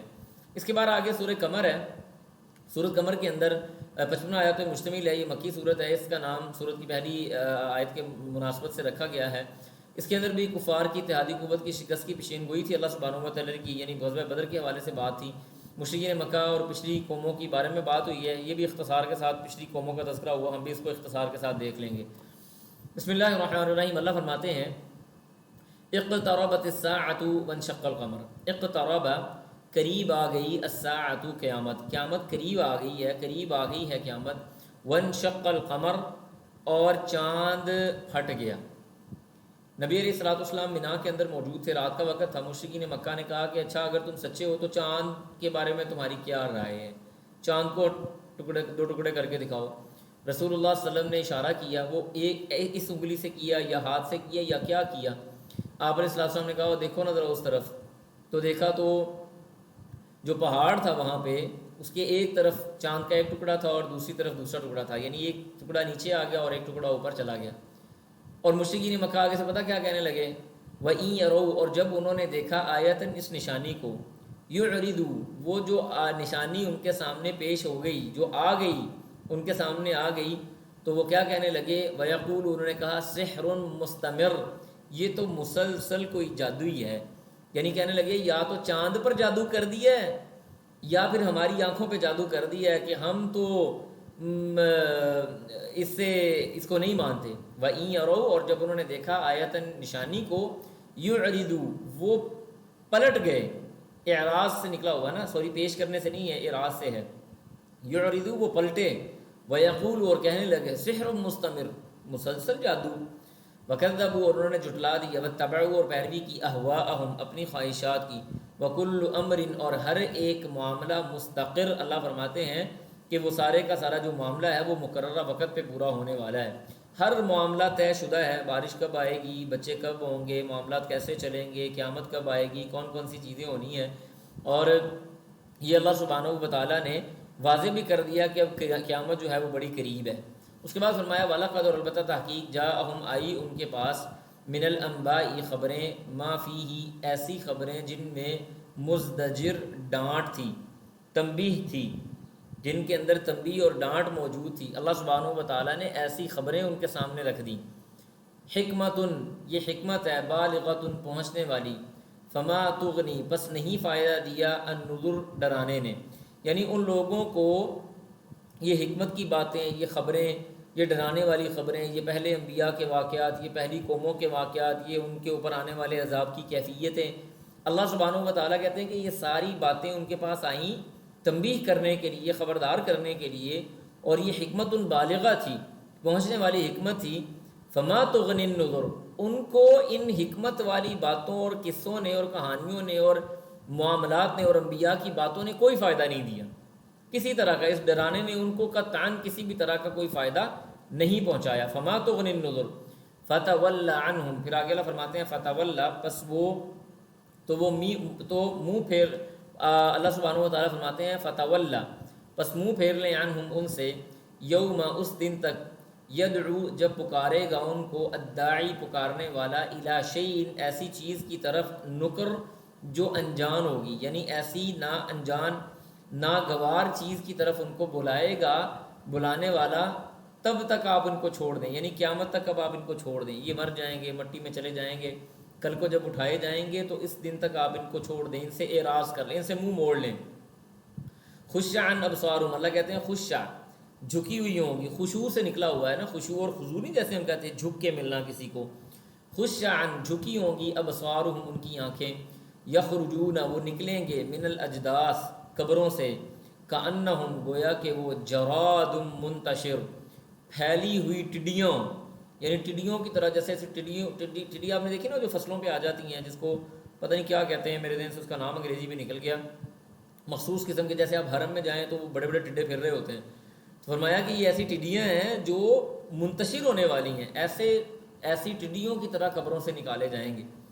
مہطعین لو کاسٹ، ہاں جی بالکل بالکل جزاک اللہ خیر، مہطعین اللہ فرماتے ہیں مہطعین کیا ہوگا، دوڑنے والے ہوں گے، الی الداع پکارنے والے کی طرف، یقولو تو کہیں گے الکافرون کافر، ھذا یہ یوم ایسا دن، عصر جو بڑا مشکل ہے، یہ بڑا مشکل اور سخت قسم کا دن ہے جو آج ہمارے سامنے آ گیا۔ اللہ نے یہ کفار کی کیفیت بیان کی، اور یاد رکھیں ضروری نہیں کہ انسان اپنی قبروں سے نکلے، کوئی بھی انسان کسی بھی جگہ دفن ہوا ہے وہ وہاں سے نکلے گا۔ جیسے مثال کے طور پہ ایک آپ کو پتہ ہے دریا وغیرہ اپنا رخ بدلتے ہیں، ایک ایسی جگہ جو پہلے خشکی میں تھی اور اس کے نیچے قبریں تھیں، پھر اس کے اوپر دریا نے اپنا راستہ بنا لیا، یہ لوگ اس جگہ سے اٹھائے جائیں گے، یا انسان کی جو جسم کی مٹی ہے وہ کسی بھی جگہ پہ اگر ادھر ادھر چلی گئی، مثال کے طور پہ جیسے وہ واقعہ بھی آپ نے سنا ہوا کہ ایک آدمی فوت ہوا، اس نے کہا تھا بنی اسرائیل میں سے کہ مجھے جلا دینا اور میری مٹی ادھر ادھر پھینک دینا، تو اللہ تعالیٰ نے اس کو اکٹھا کر لیا۔ انسان کی مٹی اگر ادھر ادھر بھی کہیں پہ ہو جائے گی، جیسے جہاز کے اندر خدا نخواستہ کوئی بندہ پھٹ جائے، جہاز تباہ ہو جائے، جہاز کا حادثہ پیش آ جائے، تو ہوا میں بندہ ختم ہو جاتا ہے، اس کا ذرات بھی شاید زمین پہ نہیں آتے، تو اللہ سبحانہ و تعالیٰ جو بندہ جہاں پہ بھی مرا ہوا ہوگا اس کو اٹھا لیں گے۔ مہطعین الی الداع یقول الکافرون ھذا یوم عسر، اور یہ اللہ کے لیے مشکل کام نہیں ہے، کوئی بندہ یہ سمجھتا ہے کہ مشکل کام ہے تو مشکل کام نہیں۔ اس کے بعد آگے اللہ تعالیٰ نے قوم نوح کا ذکر کیا، فرمایا کذبت جھٹلایا قبلہم ان سے پہلے قوم نوح علیہ السلام کی قوم نے، فکذبوا بس انہوں نے جھٹلایا عبدنا ہمارے بندے کو، وقالوا اور انہوں نے کہا مجنون، یہ تو مجنون دیوانہ ہے، وازدجر اور ڈانٹا، ان کو بہت زیادہ ڈانٹا اور بہت زیادہ ڈرایا دھمکایا کہ اگر تم باز نہیں آؤ گے تو قتل کر دیے جاؤ گے۔ پھر نوح علیہ السلام نے کیا کیا، فدعا ربہ اپنے رب سے دعا مانگی، کیا دعا مانگی، انی مغلوب اللہ میں مغلوب ہو گیا ہوں، فانتصر تو میری مدد کر دے۔ یاد رکھیں اللہ والوں کی جو اماج گاہ یا اللہ والوں کا مرجع ہوتا ہے، مرکز ہوتا ہے، وہ اللہ کی ذات ہوتی ہے۔ وہ کسی بھی جگہ پہ پریشان ہوتے ہیں تو پکارتے اللہ کو ہیں، کہتے ہیں انی مغلوب اللہ میں مغلوب ہو گیا، مدد میری تو نے کرنی ہے۔ اور نبی صلی اللہ علیہ وسلم کی ایک حدیث ہے، آپ نے فرمایا کہ من عاد لی ولیا فقد آذنتہ بالحرب، اللہ یہ فرماتا ہے، حدیث قدسی ہے کہ اگر کوئی انسان میرے بندے میرے ولی کے ساتھ لڑائی کرتا ہے، من عاد لی ولیا فقد آذنتہ بالحرب، تو میں اس کے ساتھ جنگ کرنے کے لیے آ جاتا ہوں۔ اللہ اکبر کبیرہ۔ اس لیے نیک آدمی کو ستانا نہیں چاہیے، اس کو تنگ نہیں کرنا چاہیے۔ اس کی تنگی آخر کار ایسے وبال کو لے کے آتی ہے کہ انسان کی نسلیں تک کانپ جاتی ہیں۔ فدعا ربہ انی مغلوب فانتصر۔ اور اسی طرح سے یہ وظیفہ بھی ہے کہ اگر آپ کسی معاملے میں الجھ گئے، پریشان ہو گئے ہیں کوئی بھی وجہ سے، تو آپ اللہ سے یہ دعا کریں، انی مغلوب فانتصر، یا اللہ میں مغلوب ہو گیا تو میری مدد کر دے۔ پھر کیا نتیجہ نکلے گا؟ ففتحنا ابواب السماء، اللہ کہتے ہیں ففتحنا، پھر ہم نے کھول دی ہے ابواب السماء، آسمان کے دروازے، بما ان، پانی کے ساتھ، منہمر، ایسا پانی جو لگاتار برسنے والا تھا، بغیر رکے برسنے والا پانی، وفجرنا، اور ہم نے پھاڑ دیا الارض، زمین کو، عیونا، چشموں کی صورت میں، زمین سے چشمے نکلنا شروع ہو گئے، فالتقى الماء، پانی آپس میں مل گیا، علی امر، معاملے پر، قد قدر، اس معاملے پر جو طے کر دیا گیا تھا، مقرر کر دیا گیا تھا۔ اللہ سبحانہ و تعالیٰ نے پانی کو کہا کہ آپس میں، آسمان سے بھی پانی اور زمین سے بھی پانی، وحملناہ، پھر ہم نے اٹھایا اس کو، علی ذات الواح، الذات الواح یعنی تختوں والی چیز پر، ودسر، اور میخوں والی چیز پر، یعنی کشتی کے اوپر۔ کشتی تختے اور میخوں کے ساتھ مل کے بنتی ہے نا، تو اللہ فرماتے ہیں میخوں والی چیز یعنی وہ کیلوں والی چیز، اور تختوں کے اوپر ہم نے اس کو اٹھایا، یعنی کشتی کے اندر ہم نے ان کو اٹھا لیا، تجری باعیننا، تجری، وہ چل رہی تھی، باعیننا، ہماری آنکھوں کے سامنے، جزاء، وہ بدلہ ہے، لمن، اور بدلہ دیا، لمن، اس کو، کانا، جو تھا، کفر، اللہ کے ساتھ انکار کرنے والا، جس نے اللہ کا انکار کیا، اللہ سبحانہ و تعالیٰ نے اس کو وہاں پہ دیدہ عبرت بنا دیا۔ پھر اللہ فرماتے ہیں والا قد، اور البتہ تحقیق، ترکناہا، ہم نے اس کو چھوڑ دیا، یعنی یہ جو کشتی تھی یہ جودی پہاڑ پہ جا کے رک گئی۔ فرمایا اللہ تعالیٰ نے کہ والا قد ترکناہا، ہم نے اس کو چھوڑ دیا، آیتن، بطور نشانی، فہل من مدکر، پس ہے کوئی جو نصیحت حاصل کرنے والا ہو۔ آج بھی بعض لوگوں نے کہا کہ وہ تختے یعنی وہ کشتی کے کچھ نہ کچھ آثار وہاں پہ موجود ہیں۔ فکیف، پس کیسے، کانا تھا، عذابی، میرا عذاب، ونذر، اور میرا ڈرانا، وَلَقَدْ، اور البتہ تحقیق، یسرنا، ہم نے آسان کیا، القرآن، قرآن کو، للذکری، ذکر کے لیے، فہل من مدکر، کون ہے جو نصیحت حاصل کرے گا۔ صرف ایک سیکنڈ رکیے، میں ذرا لائٹ آن کر لوں ایک۔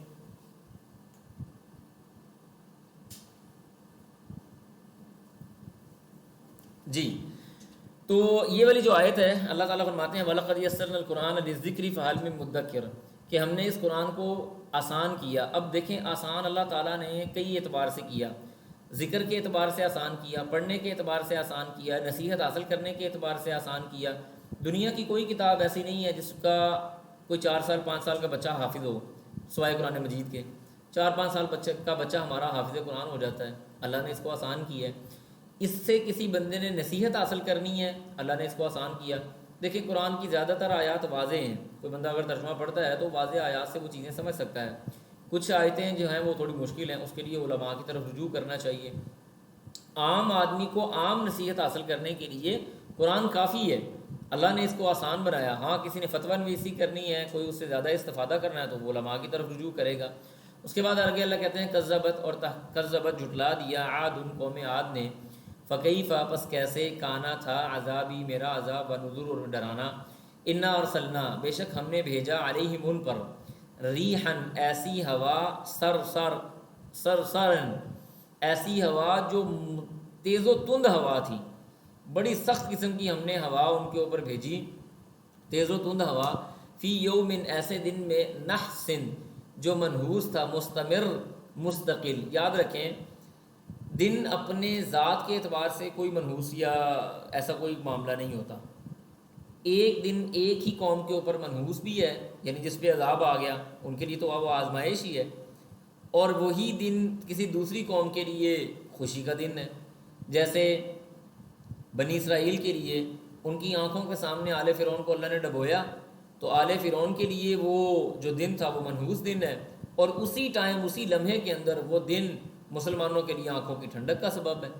تو دن کے اعتبار سے، جیسے ہمارے ہاں نا کہ جی سفر کا مہینہ منحوس ہوتا ہے، شام کے وقت جھاڑو نہیں دینا چاہیے، اس طرح کی چپل نہیں پہننی چاہیے، اور فلاں بدھ میں یہ کام نہیں کرنا چاہیے، منگل والے دن یہ نہیں کرنا چاہیے، تو یہ کون سے کام ہیں؟ دن تو بیچارے، میں نے ایک مزاحیہ تھوڑی سی ایک چیز تھی، بڑا مجھے پڑھ کے ہنسی آئی کہ جی کسی ستارے کا نام لکھا ہوا تھا اور لکھا تھا کہ یہ ستارہ زمین سے اتنے کروڑ کے فاصلے پہ موجود ہے، اور اس ستارے کا کام کیا ہے کہ فلاں لڑکے اور لڑکی کے درمیان میں جدائی ڈالنا۔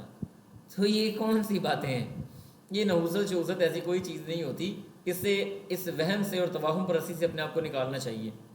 اللہ کہتے ہیں پھر آگے فرمایا تنزع الناس، اکھاڑ کر پھینک دیا اس وہ جو ہوا تھی، تنزع اس نے پھینک دیا الناس لوگوں کو، کأنہم گویا کہ اعجاز وہ تنے ہوں، نخل کھجور کے، منقعر اکھڑے ہوئے کھجور کے تنوں کی طرح ان کو اٹھا کے پھینک دیا اس ہوا نے۔ فکیف کان عذابی ونذر، اور کیسا تھا میرا عذاب و نذر اور ڈرانا۔ وَلَقَدْ يَسَّرْنَا الْقُرْآنَ لِلذِّكْرِ فَهَلْ مِن مُدَّكِرٍ، اور البتہ تحقیق ہم نے قرآن کو آسان کیا نصیحت حاصل کرنے کے لیے، فَهَلْ مِن مُدَّكِرٍ، پر ہے کوئی جو نصیحت حاصل کرے۔ اس کے بعد آگے اللہ فرماتے ہیں کذبت ثمود بالنذر، قوم سمود نے، کذبہ جھٹلایا، سمودیوں نے، بالنذر ڈرانے والے کو انہوں نے بھی جھٹلا دیا۔ فقالوا، اور آگے سے کہنے لگے، ابشر منا، ہم میں سے ایک آدمی، واحدن ایک آدمی، نتبعہ ہم اس کی پیروی کریں، کیا ہم میں سے ایک آدمی کی ہم پیروی کرنا شروع کر دیں؟ انا بے شک ہم، اذن تب، لفی غلال البتہ گمراہی میں ہوں گے، وسعر اور دیوانگی میں پڑے ہوئے ہوں گے، یعنی ہم مجنون، پاگل اور دیوانے اور بیوقوف ہوں گے کہ اگر ہم اپنے ہی اندر موجود کسی آدمی کی پیروی کرنا شروع کر دیں۔ فقالوا بشر منا واحدا نتبعہ انا اذا لفی ضلال وسعر، ان کے خیال سے یہ تھا کہ نبی کوئی باہر سے آنا چاہیے، اور اگر نبی باہر سے آ جاتا تو انہوں نے اللہ سے کہنا تھا یا اللہ نبی بھیجنا تھا تو ہم میں سے بھیج دیتا۔ تو اللہ سبحانہ و تعالیٰ نے ان کی ہر بات کا ان کا توڑ تھام نہیں کر دیا۔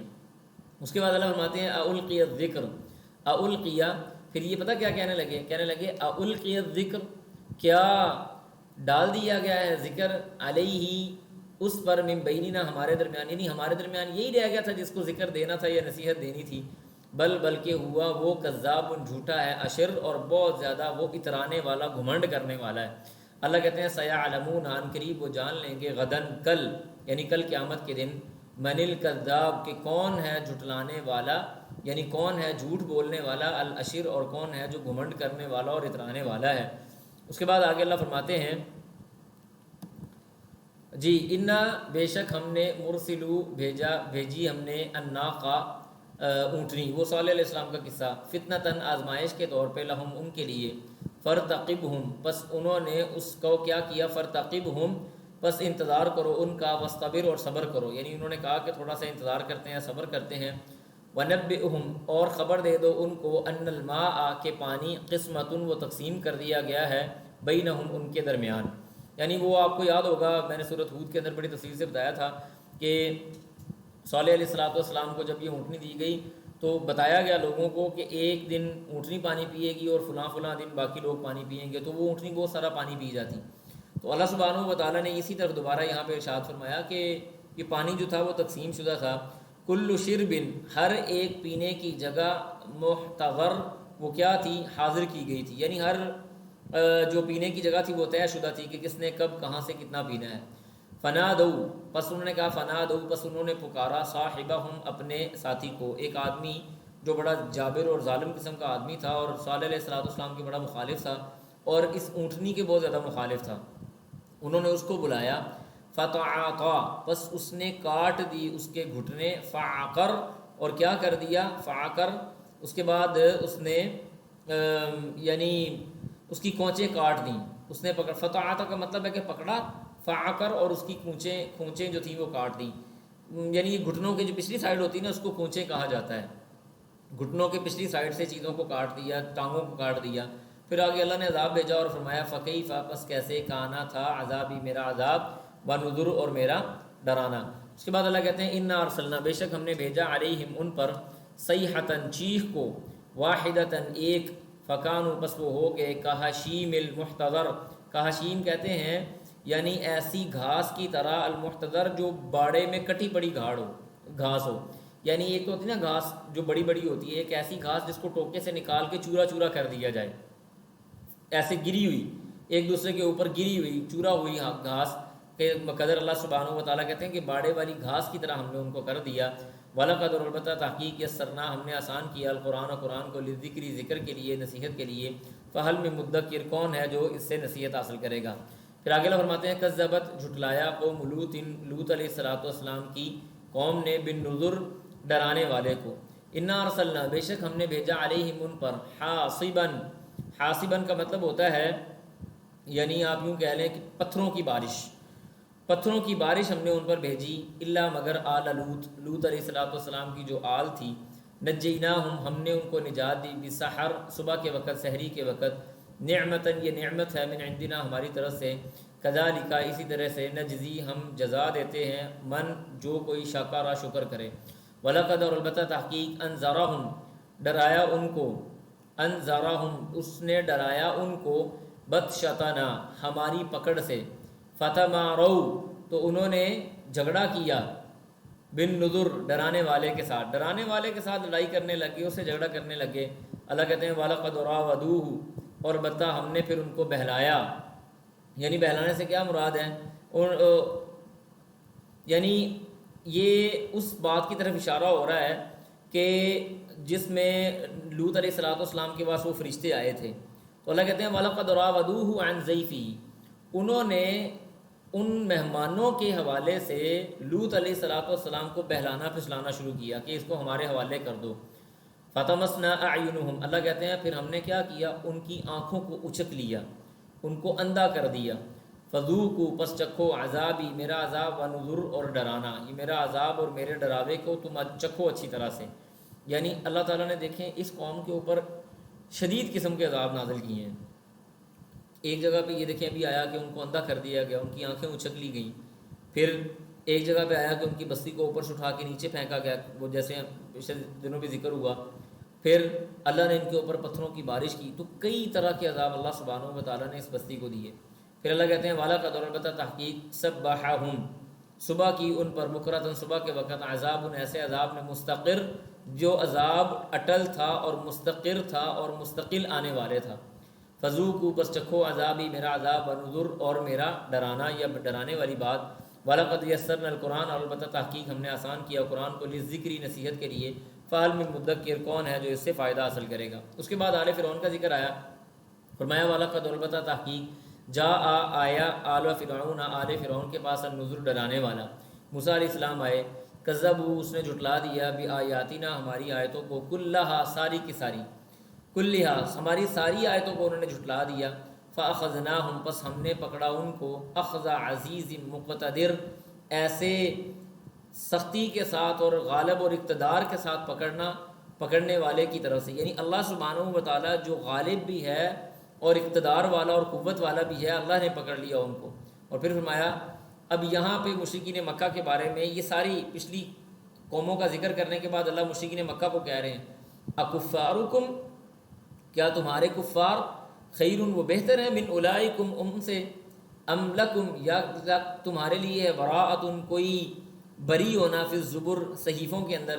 یعنی یہ تنبیہ کی جا رہی ہے کہ تم سے پہلے والے جو جھٹلانے والے تھے یہ تم سے پہلے والے جو کافر تھے اللہ نے ان کو برباد کر کے رکھ دیا ان کو ختم کر کے رکھ دیا. تو تم کیا یہ سمجھتے ہو کہ تم لوگ ان سے بہتر ہو یا تمہیں اللہ تعالیٰ معاف کر دے گا اور اللہ نے تمہیں کوئی ایگریمنٹ لکھ کے دیا یا صحیفوں کے اندر یہ بات درج ہے کہ تم بری ہو جی تمہیں کوئی مسئلہ نہیں.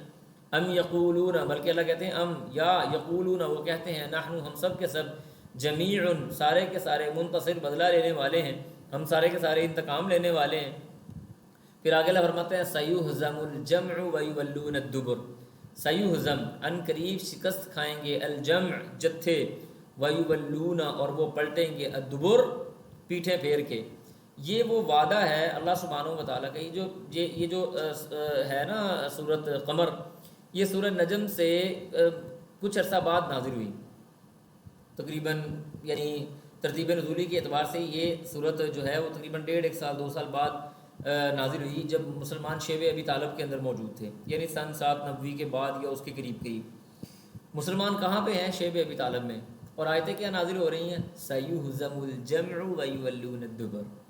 یہ جتھے سارے کے سارے یہ مغلوب ہو ان کو شکست ہوگی یہ پیٹ پھیر کے بھاگیں گے. مسلمان کدھر ہیں شیب ابی طالب میں پتے کھا رہے ہیں اور جناب وہ پریشانیاں برداشت کر رہے ہیں، تکلیفیں برداشت کر رہے ہیں۔ نبی علیہ الصلوۃ والسلام نے جب غزوہ بدر کا موقع آیا تو آپ علیہ الصلوۃ والسلام نے اللہ سے یہ دعا مانگی، اے اللہ تو اپنا وعدہ سچا کر، تو نے یہ بات کہی تھی کہ سیہزم الجمع ویولون الدبر، اللہ یہ چند اگر مٹھی بھر مسلمان باقی نہ رہے تو روئے زمین میں تیرا نام لینے والا کوئی نہیں ہوگا۔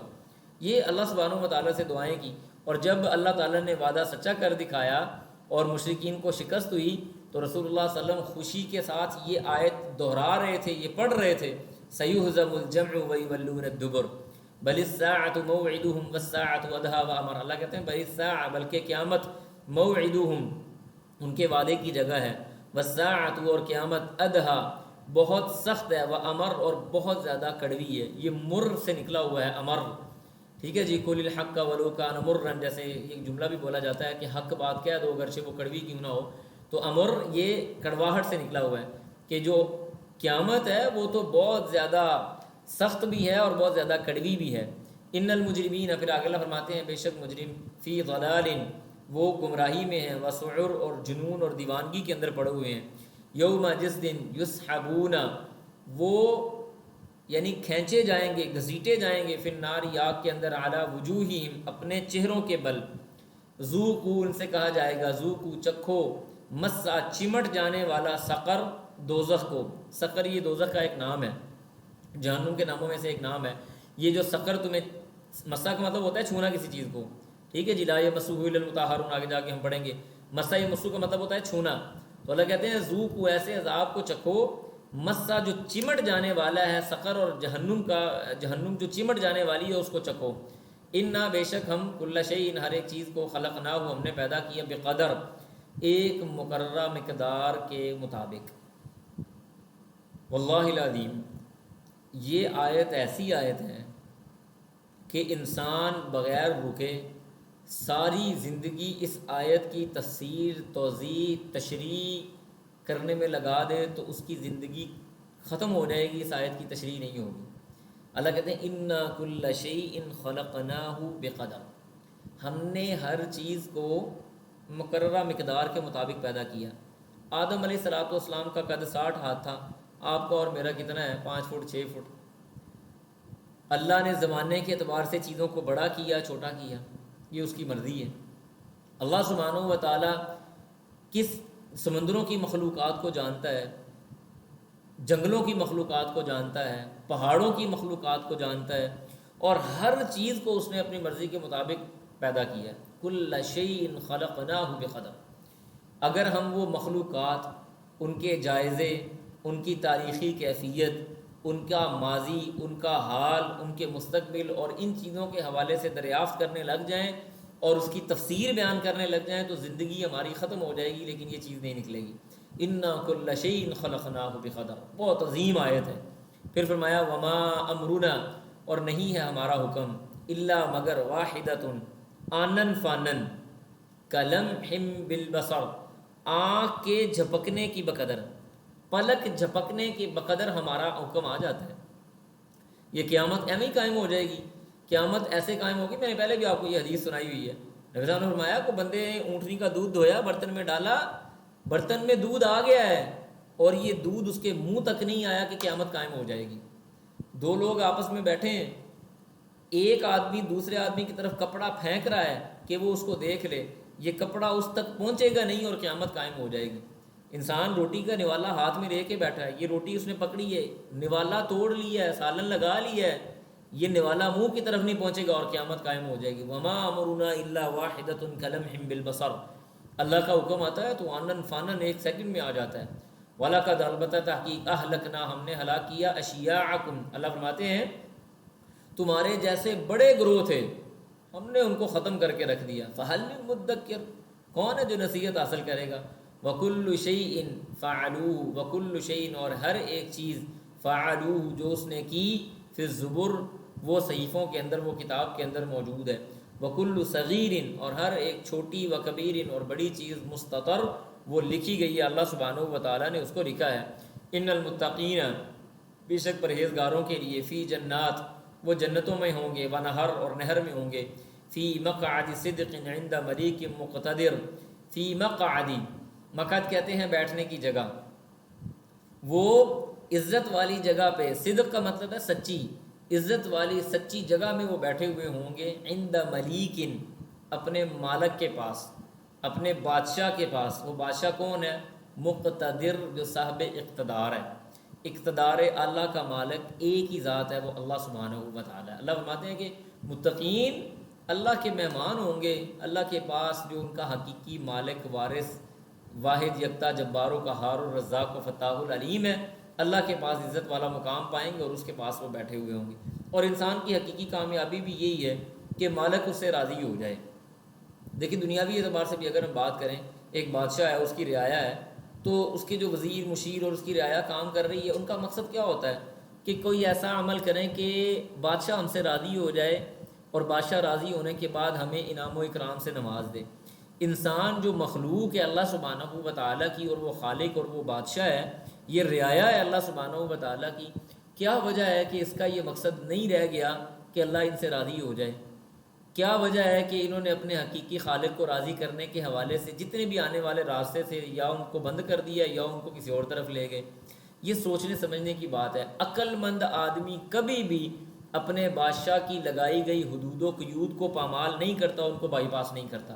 اس کو پتہ ہے کہ بات دنیاوی اعتبار سے دیکھ لیں، ہم پاکستان انڈیا کے بارڈر پہ رہ رہے ہیں مثال کے طور پہ، یہ حد ہے پاکستان کی، اگر میں اس بارڈر کو کراس کروں گا تو مجھے پتہ ہے کہ آگے مجھے کیا سنگین نتائج کا سامنا کرنا پڑ سکتا ہے۔ یا وہاں سے کوئی بندہ ادھر کی طرف آئے گا تو اس کو پتہ ہے کہ اس کو کون سے جو مسائل ہیں ان کا سامنا کرنا پڑ سکتا ہے۔ یہ حدود ہیں، حد لگ گئی کہ اس سے آگے نہیں جانا۔ کیا وجہ ہے کہ انسان ان ساری حدود کو پامال کر رہا ہے؟ یہ سوچ کے بیٹھ گیا ہے کوئی بات نہیں، خیر ہے، مر جائیں گے، مٹی ہو جائیں گے، کوئی ہمیں پوچھنے والا نہیں ہے، کوئی ہمیں بتانے والا نہیں ہے، کوئی ایسے مسئلے والی بات نہیں ہے۔ اللہ سبحانہ و تعالیٰ سے ہمیشہ سمجھدار آدمی ڈر کے رہتا ہے، اور اس کا پہلا مقصد یہی ہوتا ہے کہ بادشاہ اس سے راضی ہو جائے۔ اللہ سبحانہ و تعالیٰ سے اس دعا کے ساتھ کہ اللہ تعالیٰ مجھے بھی اور آپ کو بھی حقیقی طور پہ زندگی تبدیل کرنے کا موقع عطا فرمائے، اور اللہ تعالیٰ یہ قرآن ہمارے دلوں کی روشنی بنا دے، ہمارے دل کا باغ بنا دے، اس کی بہار بنا دے، اور اللہ ہمیں حقیقی طور پہ اپنی رضامندی اور اس کی خوشنودی حاصل کرنے والا انسان بنائے۔ اور یہی وہ حقیقی کامیابی ہے۔ تھوڑے سے ہمارے ایام ہیں دنیا کے اندر، ہم کوئی بھی نہیں جانتا، میں نہیں جانتا کہ میں آپ کو اگلے ہفتے کلاس پڑھاؤں گا، ایون میں یہاں دفتر سے اٹھ کے اپنے گھر تک بھی جاؤں گا کہ نہیں جاؤں گا۔ تو یہ بڑی مختصر سی زندگی ہے، اس کو مومن ادھر ادھر ایسے ہاں ہوں جی اوکے ٹھیک ہے، کمپرومائز کر لیا، مان لیا، ادھر ادھر کر لیا، گزارا کر لیں گے، کوئی بات نہیں۔ حقیقی گھر وہ ہے جو اللہ سبحانہ و تعالیٰ نے ہمارے لیے جنت میں تیار کیا۔ اللہ سے دعا کیا کریں رب ابن لی عندک بیتا فی الجنہ، یا اللہ جنت میں میرا اپنے پاس گھر بنا دے۔ اللہ سے یہ دعا کیا کریں۔ اللہ سبحانہ و تعالیٰ مجھے بھی اور آپ کو بھی عمل کرنے کی توفیق عطا فرمائے۔ سبحانک اللہم و بحمدک، نشہد ان لا الہ الا انت، نستغفرک و نتوب الیک۔ والسلام علیکم ورحمۃ اللہ وبرکاتہ۔